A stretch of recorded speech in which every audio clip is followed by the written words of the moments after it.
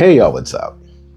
In today's episode of Shit I Be Thinking About, if you're not single, keep scrolling or stick around so you can share this information. Yeah, this is another video about why I'm not dating. But let's be honest, it's such a rich subject.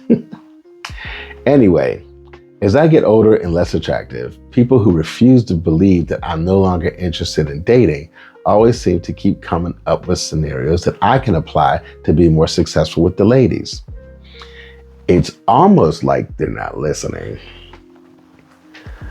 One of the subjects that always resurfaces is lowering my standards. First of all, I know what I'm working with here. Hence the reason I took myself off the dating market. Secondly, I wouldn't say with so much ego, but it is definitely a reality hit to my self-confidence, knowing that I am the individual some woman has given up on life and chosen to settle with as an option.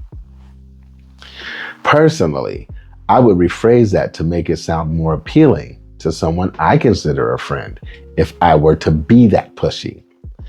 Instead of saying lowering your standards, how about expanding your search area to explore more options, perhaps reconsidering some of your more rigid deal breakers? Sounds a bit more palatable to me. Why do people care so much about whatever's going on in your life anyway? Have they successfully managed their own so well that they now have the free time to meddle in yours? This is a question. What makes them think you're not even happy? Or at the very least content? Perhaps they're looking for shared misery. They want you to be in a relationship so you can compare complaints about each other's partner.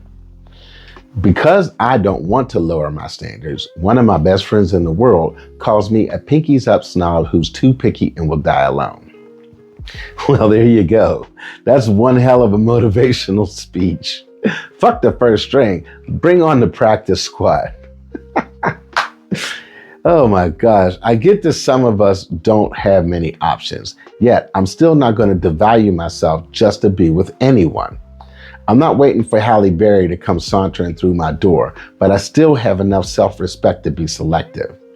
Case in point, I showed my friend the girl that shot her shot to me at karaoke. That's a different story. I did a video about that earlier. Look, there's nothing wrong with being alone until you're certain about that decision to get with another person. Yet, there is uncertainty about who you've chosen. It's all a gamble. As I said in previous videos, the individuals who cannot be alone for some reason ruin it for the rest of us because they're rotating partners so fast that they're releasing a legion of jaded people back into the dating pool. Damaged people damage people, if that makes any sense. There's nothing wrong with maintaining your standards. Apparently, other people are the ones with the problem. I will say, your loneliness and willpower also come into play. How weak you are will definitely determine how far you're willing to bend to be with someone. Your loins start burning and then you make bad decisions. Me personally, I have 2 motorcycles, so I'm good. So remember, kids, as you ponder caving to your pressure of your friends and loved ones, take in consideration while you are lowering your standards, you could very well be the person that someone is lowering their standards for. And that, my friends, is shit I be thinking about. Y'all have a good one. Deuces.